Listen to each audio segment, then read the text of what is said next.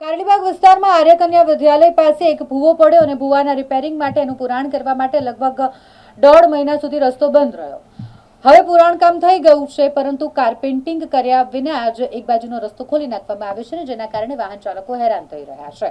આ મામલે હવે ડેપ્યુટી મેયર આદિત્ય પટેલનું નિવેદન સામે આવ્યું છે, કારણ કે આ તેમનો વોર્ડ હોય એટલે તેમના તરફથી જણાવવામાં આવ્યું છે કે અધિકારીઓ સાથે અમે વાત કરી છે, સંકલન કરી અને વહેલામાં વહેલી તકે વાહન ચાલકોને, રાહદારીઓને, આસપાસ રહેતા લોકોને એક સારો રોડ મળી શકે તેવા પ્રયાસો અમારા દ્વારા કરવામાં આવશે। અત્યારે જે હાલાકી પડી રહી છે તેને લઈને ચોક્કસથી વહેલામાં વહેલી તકે કામગીરી કરવામાં આવશે તેવું ડેપ્યુટી મેયરનું નિવેદન સામે આવ્યું છે।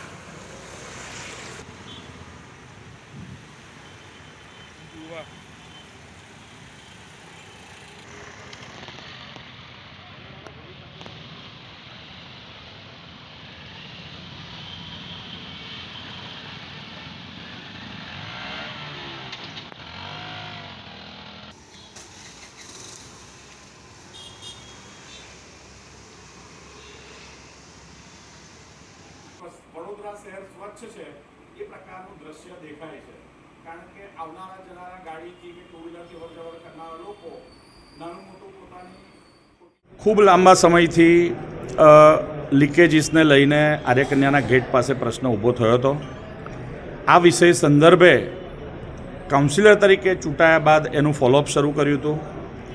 ત્યારબાદ ડેપ્યુટી મેયર તરીકેની જવાબદારી મળતા અધિકારીઓ સાથે સ્થળ પર હાજર રહીને કામગીરી શરૂ કરાવી હતી।